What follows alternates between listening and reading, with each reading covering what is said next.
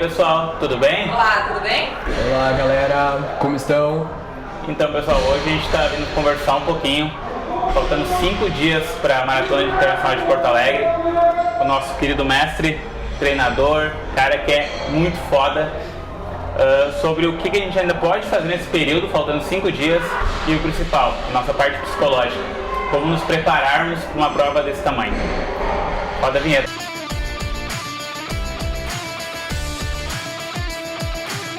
Voltamos então, depois da vinheta. Não precisa apresentação, né? O cara já tá bem apresentado, o cara é foda, Ironman, treinador. A gente pensou em trazer ele aqui hoje para falar, pra mim, da parte mais importante que é a parte psicológica. Porque o resto, alimentação, treino, tu pode adaptar de uma certa forma, né? Tu tem mais meios de adaptar. Agora a parte psicológica é um monstro muito maior que pode gerar para a prova. Não sei até que ponto o psicológico ele impacta na prova. A gente pode dizer que tá apto a fazer uma boa prova, um bom evento, uma boa partida, né? Talvez tenha aí algum atleta de outra modalidade, aquele que construiu um alicerce físico, técnico, tático, mas facilmente a gente pode anular isso. A gente pode, tudo que a gente construiu durante a preparação pode ir por água abaixo e a gente tem um evento extremamente frustrante se a gente não conseguir gerir e transitar bem entre essas esferas através da nossa regulação emocional, da nossa condição, do nosso inventário psicológico, né? Então, acho que hoje esse tema, né, a gente vai falar de algo que daqui a pouco, se a gente não parar para olhar para isso, a gente vai ter perdido meio ano de trabalho, 1 ano de trabalho, talvez para quem está treinando aí desde a edição que deveria ter saído em 2020, imagina perder tudo isso, né? E não que seja perdido de fato, né? Mas passar por tudo isso para ter uma experiência negativa no momento que mais importa, né? E talvez falando sobre isso deve vir já à mente assim episódios assim de diferentes momentos e esportes, né, onde não tinha explicação aquilo que deu errado de tal maneira para aquela pessoa, né? A preparação foi tão boa, cuidou todas as partes que tinha que cuidar, e aí no momento, uma coisa que muitas vezes a maioria das pessoas não dão bola, que é o psicológico, e é muito importante. Na hora se tu tem uma ansiedade. Eu vejo que pra mim, hoje, a ansiedade é um dos piores problemas. Quando começa a ficar esse período pré-prova, eu começo a ficar ansiosa, eu começo a ficar eufórica. E eu vejo isso, inclusive, antes de dar a largada. Eu fico, assim, extremamente ansiosa. Isso é algo, pra mim, nossa, hoje o principal ponto negativo dentro do esporte. Mas a largada é uma descarga de adrenalina que tu tem, né? Acho que isso qualquer atleta tem no momento É difícil tu conseguir manter, né, a calma naquele momento. É difícil, para alguns mais, outros menos, e inclusive existe um número grande de atletas que sofre muito também pela ausência da ansiedade, que é um comportamento apático, né? Pessoas que se diminuem e não tem justamente essa descarga de adrenalina, né? E então prejudica também a gente começar, talvez conceituando que o estado de ansiedade ele é ótimo para nós. No entanto, um nível muito alto passa a não nos atender e um nível muito baixo também não. Então a ansiedade precisa, é um mecanismo de extrema importância. O que cabe a gente o que nos cabe é conduzir, né, esse nível, chama na psicologia de nível de ativação, né? O quão ansioso eu me permito ou me controlo, né? Porque sem ela não há desempenho nenhum. É um comportamento assim horrível, tanto quanto uma crise intensa de ansiedade naquele mesmo momento, né? E vale também a caráter da gente conceituar a ansiedade que de uma forma bem objetiva. O que é a ansiedade? É quando nós estamos perante uma demanda, seja fazer um concurso, correr uma maratona, tomar uma decisão, ou seja, nós temos uma demanda e temos também como nós nos enxergamos. Sempre que eu enxergo esta demanda muito acima de mim, essa diferença é o meu nível de ansiedade. Quando eu me sinto confiante demais perante a minha demanda, eu me sinto apático, ou seja, essa diferença é o meu nível indesejado também de ansiedade. Então o ideal é que a gente sempre esteja oscilando e para um ótimo desempenho a gente encontrar maneiras de nos sentirmos desafiados perante a nossa demanda com uma ligeira diferença, né? Me sentindo apto, me sentindo pronto e vendo um certo desafio na minha demanda. Esse é um nível, essa pequena distância é um nível ótimo de ansiedade que favorece o meu melhor desempenho. Qualquer diferença grande para cima ou para baixo nessa balança vai trazer problemas. Não quer dizer que vai dar tudo errado aqui, mas é que o meu melhor desempenho não vai aparecer em nenhuma dessas condições. Faz sentido? Faz muito sentido. E não chega nem a ser necessário uma prova. Às vezes tu olha um treino, esse treino tá fácil. Tá desmotivado para treinar. Aí o treino é desafiador, e faz muito sentido. E olha só que legal, eu vou dar um passo à frente ou talvez um passo atrás e a gente vai entender um pouquinho melhor agora aplicando uma estrutura da psicologia, da teoria da abordagem cognitivo-comportamental, para a gente entender como que esse mecanismo de ansiedade ele está presente em tudo. É no treino, é no trabalho, é na aula, nos relacionamentos, enfim. Por ser um mecanismo que está presente no nosso corpo, a gente pode extrapolar isso para tudo. Então, a gente vai pegar essa estrutura, ela foi desenvolvida pelo Aaron Beck, e ele é considerado o pai da abordagem cognitivo-comportamental. E o que ele e outros cientistas desse campo, eles conseguiram elucidar para a gente. Há uma cadeia, e eu vou seguir essa linha aqui, mas ela pode funcionar da forma inversa também. Como é que funciona essa situação das nossas emoções? Vamos pensar na ansiedade, mas podem ser N outras. Nós temos uma situação, por exemplo, o casal tá me chamou para fazer um vídeo. Essa é a situação. E qualquer situação que a gente vive nos traz um pensamento automático. Digamos que no nosso último vídeo eu tenha gaguejado, eu tenha errado muito. Talvez meu primeiro pensamento automático seja: meu Deus, eu não estou preparado, eu não estou apto a fazer isso. Ou então, meu pensamento automático foi: poxa, claro que sim, o último foi ótimo. Poxa, claro que sim. Então a gente sempre tem um pensamento automático.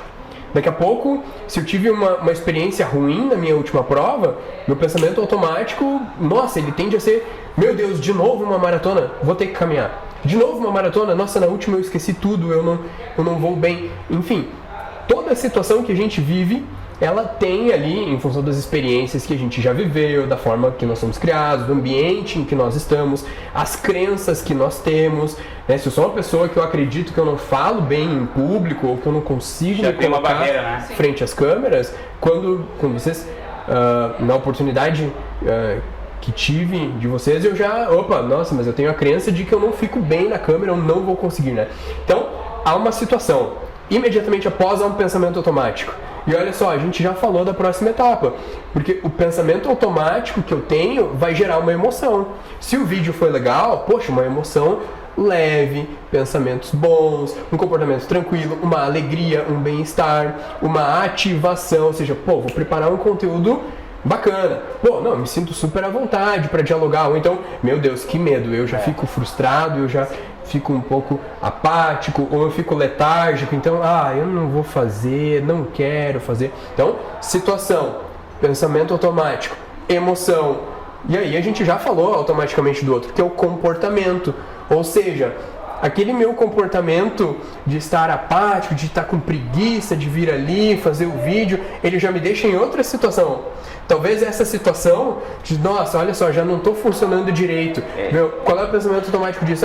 Eu realmente não sirvo para correr maratona. Eu realmente não sirvo para fazer vídeo para o YouTube. Sabota, né? E a emoção é retroalimentada e daqui a pouco, se eu fiquei pensando naquilo, eu já estou o dia inteiro com aquela emoção e tudo que eu fiz aquele dia, e olha só como isso às vezes alguns psicólogos, pessoas que trabalham com comportamento falam a seguinte frase, né? Poxa, aquela pessoa veio e despejou todo o lixo dela em cima de mim, né? Daqui a pouco eu tô ali embaixo, atendendo o telefone, conversando com um aluno, e pelo simples fato de eu ter daqui a pouco aquela crença de que eu não sirvo para fazer um vídeo, para conversar com a galera do canal no YouTube, eu fico tão apático, tão preguiçoso, que eu já não resolvo lá embaixo a ligação que eu queria, ou então eu fico irritado, porque, nossa, porque eu vou ter que fazer esse vídeo, eu não vou conseguir falar e tudo, e a pessoa me liga, Juliano, onde é que tu guardou a caneta?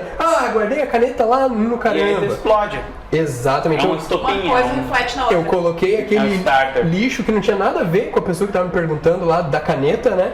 Por uma situação, de um pensamento automático, de uma experiência ruim que eu tive. Mas vamos trazer isso para o campo da maratona agora, né? Se eu vivi durante o meu treino várias situações positivas, normalmente os pensamentos automáticos serão mais agradáveis, as emoções serão mais brandas e o comportamento também vai ser mais positivo, né? O contrário também é verdadeiro, né?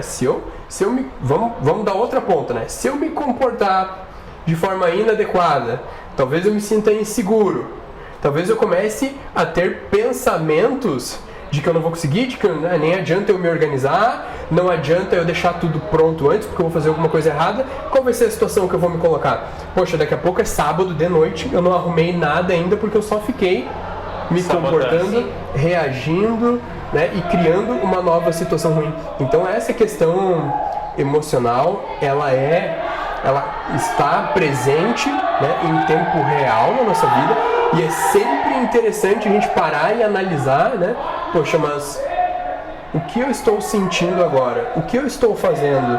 Né? E em relação à maratona que eu desejo ter, que é o nosso foco aqui, né? Quais são os pensamentos que eu tenho que... Tipo, cala a boca, pensamento. Agora não. Vou fazer o que eu tenho que fazer, a parte do que eu estou pensando. Então não é porque eu tive um resultado ruim, um treino ruim, que eu vou deixar aquela emoção me consumir e me comportar daquela maneira. E não sabotar na hora da prova, né? Exatamente. Cara, e no esporte até, eu acho que a gente é atleta 1, 2 horas, 3, 5 por dia, né? Mas assim, de forma geral, agora a parte do conteúdo, a gente é agente 24 horas por dia nesse rolê aqui. Esse negócio é muito louco, né? Tu pensa assim que tudo que como é que tu vai compartimentar as coisas, né? Tava ali na ligação, quebrando pau, agora tô aqui gravando um vídeo, depois eu tenho que treinar. Como que a gente transita de forma hermética, né, entre esses papéis, ou transita da maneira mais composta possível, né, já que hermeticamente talvez não seja possível, né? E aí, pra onde vamos agora? Vamos lá. Pra prova, tá? Vamos dizer que eu me preparei, o psicológico tá legal, eu não tô nem aqui, mantive o equilíbrio. Eu fiz o tema de casa, mas não treinei, não me alimentei direito, faltam 5 dias. Cabeça tá boa. Bom, tem o que fazer?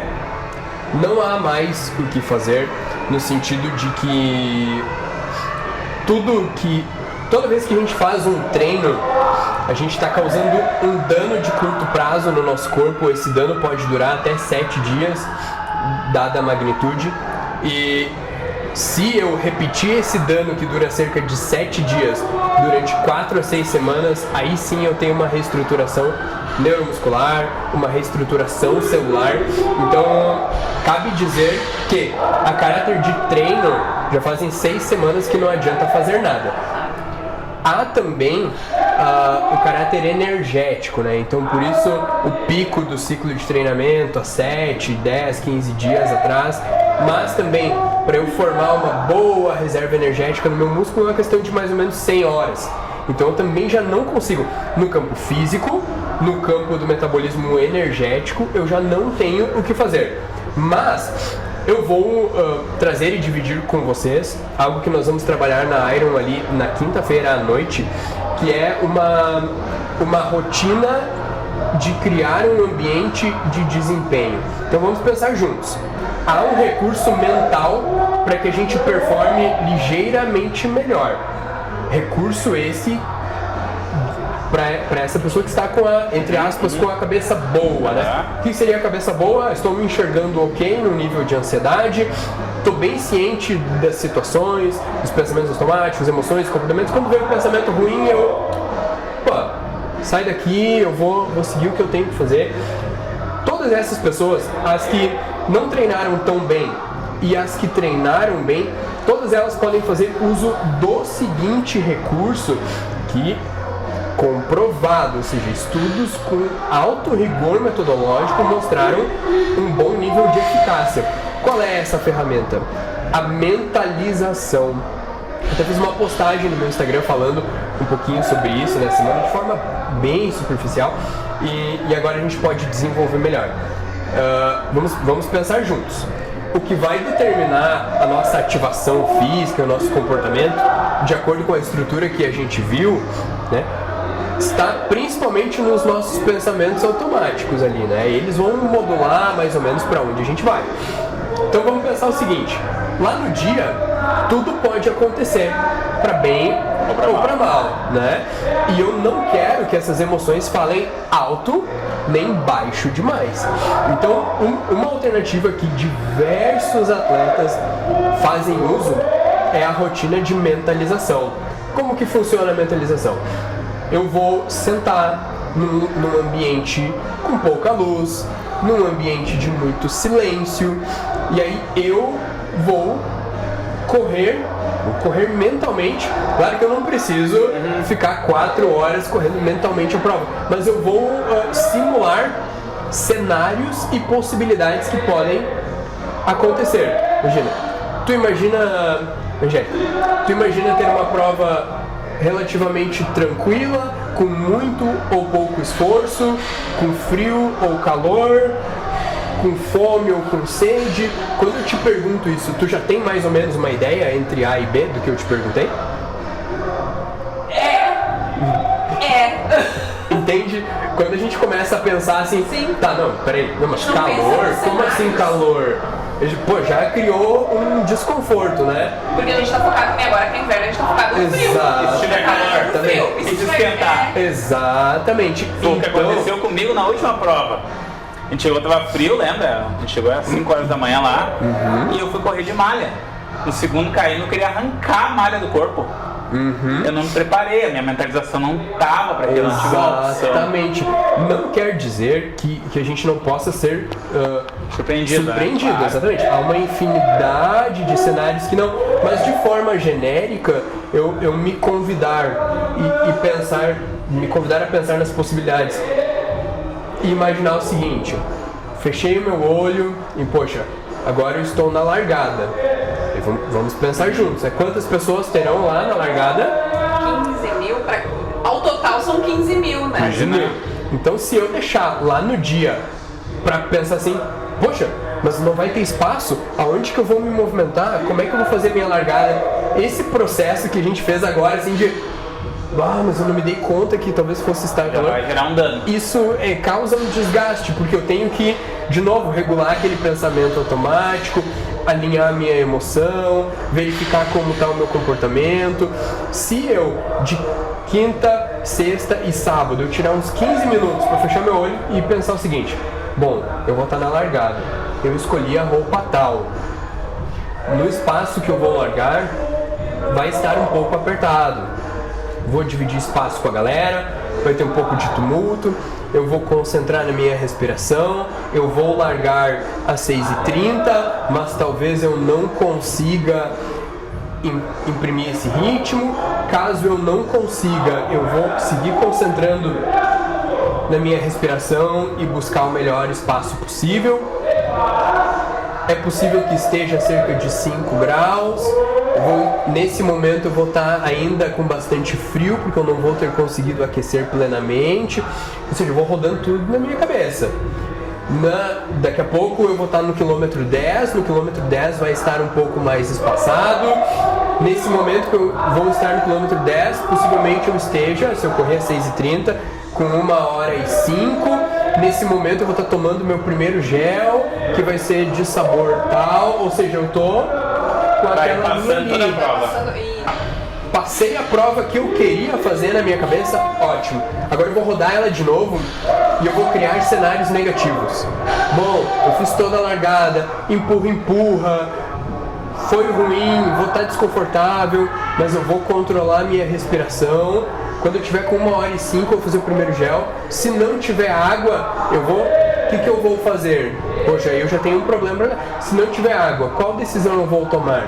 Vou tomar o gel sem água ou vou esperar um pouco mais? Ou seja, pelo simples fato de eu ter mentalmente antecipado aquele plano de ação ali, pode ser que não venha a faltar água no quilômetro 10, mas falte lá no 30, eu não tenho aquele susto. Ah, mas eu não tinha, o que eu faço agora? Ou seja, eu não quebro a minha homeostase tão fácil. Então, a mentalização é um recurso tão fantástico que houveram artigos que avaliaram o índice de acerto de tenistas em finais do ATP. Houveram também pesquisas que avaliaram a eficácia de cobrança de escanteio na Champions League, eficácia no tempo de reação da saída de bloco de nadadores de nível nacional. Ou seja, essa situação de antecipar e ter assim emoções e ter situações que não me pegam tão desprevenido, ela nos ajuda muito também a nos enxergar perante a demanda de forma diferente. Mas isso eu já estava esperando, né? No Ironman agora, nós tivemos um dia totalmente atípico, né? Normalmente a gente tem o verãozinho de maio, né? Pois estávamos nós lá numa prova que combinou 3 cenários negativos distintos, né? Havia frio, havia muito vento e havia muita chuva.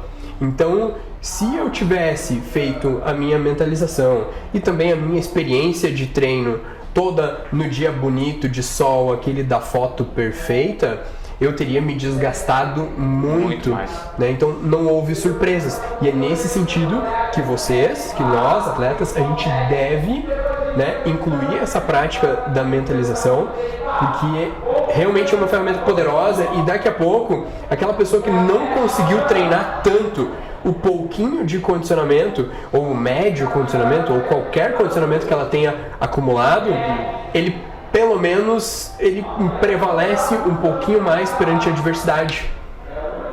Demais. Nossa, muito bom. Legal, né? Demais. Nossa, demais. Não tinha parado pra pensar nisso. Super honesto pra falar, não tinha parado pra pensar nisso agora. Agora eu já tô quem fazia isso muito era o James Hunt, corredor de Fórmula 1. Tem uma cena no filme que ele tá sentado deitado, mentalizando todas as curvas de Mônaco. Perfeito. Então...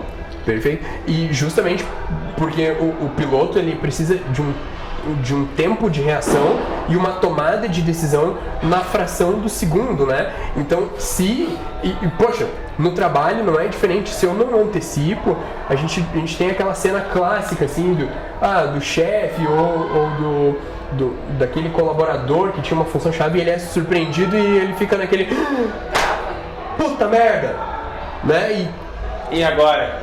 Então, até ele estruturar e recomeçar, é difícil, né? Sobre a mentalização ainda, quando eu estava aprendendo a voar, a gente fazia na Sally. Na Sally, que a gente, para economizar a hora de voo, a gente pega o checklist e o briefing, vai aprendendo a aeronave e faz todo o voo só olhando para baixo dos instrumentos e mentalizando o voo. Basicamente é isso. Exatamente. Mentaliza todas as atitudes e funções. É uma meditação. É uma forma de é. meditar sobre o... E é muito importante tu te preparar para todas as adversidades, né? Que tu falou, correr só no dia bonito, pedalar só no dia bonito. É muito bom correr, é muito bom tu ver as pessoas correndo, né? Mas tu te preparar para uma prova, tu vai correr na chuva, tu vai ensopar o pé. É normal, no último longão, no quinto cair, eu enfiei o pé numa poça. Vou parar de correr? Não vou, preciso terminar meu longão, preciso terminar a meta que foi dada. E pode acontecer isso no domingo. O que impede?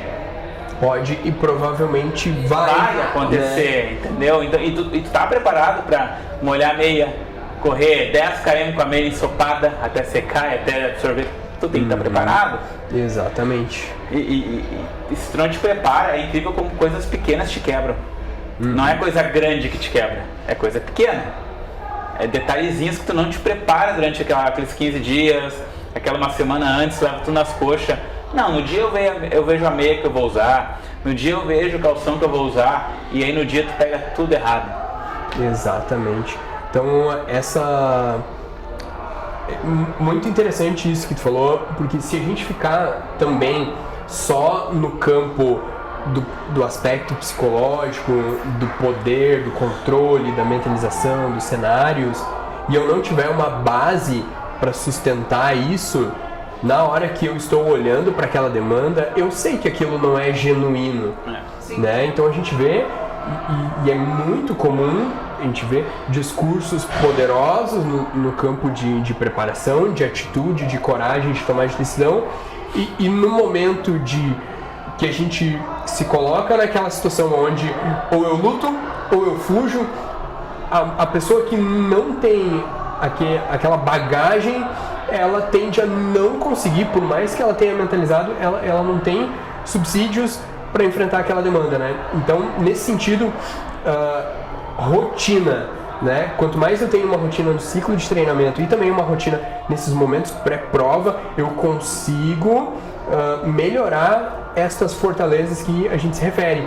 Então, a melhor coisa que a gente pode fazer de agora até domingo, já que no físico, no energético não há mais o que fazer, além da mentalização, é me cercar e me apegar daquilo que já foi validado, né? Então eu vou usar a mesma meia que eu sempre usei, o mesmo tênis que eu sempre usei, eu vou fazer a mesma janta que eu sempre fiz, porque aquilo vai reforçar os meus acertos, reforçar a minha confiança e a minha eficácia. Então, além da mentalização, usar o que já funcionou, né?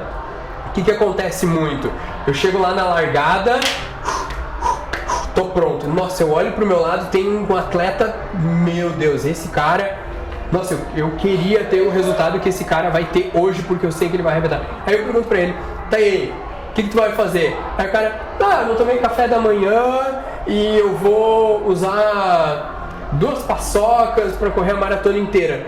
E eu pensei, nossa, eu vou fazer isso também. E vai ser o dia que eu vou fazer merda, né? Então, nesse sentido, a gente tem que se cercar, por mais que pareça tentadora a ideia, às vezes, de alguém que passa a imagem de um desempenho melhor ou de estar mais preparada. Eu não posso abrir mão do que já funcionou e do que me traz confiança e uma sensação de segurança, né? Validação. A grama do vizinho sempre parece mais verde do que a nossa, né? Exatamente. E às vezes, nos primeiros 10, 20, 30 quilômetros da maratona, a grama do vizinho é muito verde, mas a grama do vizinho vai apodrecer. E aí, se eu fiquei ali no meu cenário, no meu ritmo, no que eu conheço, no que eu já suplemento, no pace que eu encaixo, quando a grama dele apodrecer, eu vou estar lá, Exatamente. Bom, só tenho que te agradecer, foi muito bacana. Legal. A gente, quando começou a briefar aqui para falar, a gente perguntou o que nós poderíamos desenvolver que não foi falado ainda, né? Então, a parte psicológica, para mim, hoje é o mais importante. Porque o físico tu vai treinando, mas o psicológico tu sabota. Dificilmente o físico, se tu treinar, vai faltar na hora de tu correr. Vai faltar. Exatamente. O corpo, ele vai entregar aquilo.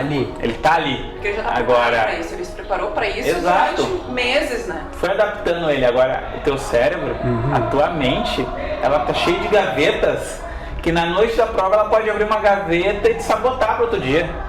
E aí? E aí entra aquela questão da alimentação. Não é só o que tu te alimenta de comida, mas é o que tu alimenta o teu cérebro também. É o que tu alimenta a tua mente, né? Isso que vai te dar desenvoltura na hora da corrida. Exatamente. Querido, muito obrigado. Muito obrigada, Juliano. Até a próxima. Até a próxima, com certeza, sempre às ordens. E dia 12 estaremos lá. Isso aí, dia 12 é o grande dia. Querido, Ótimo. Obrigadão. Valeu. Sempre.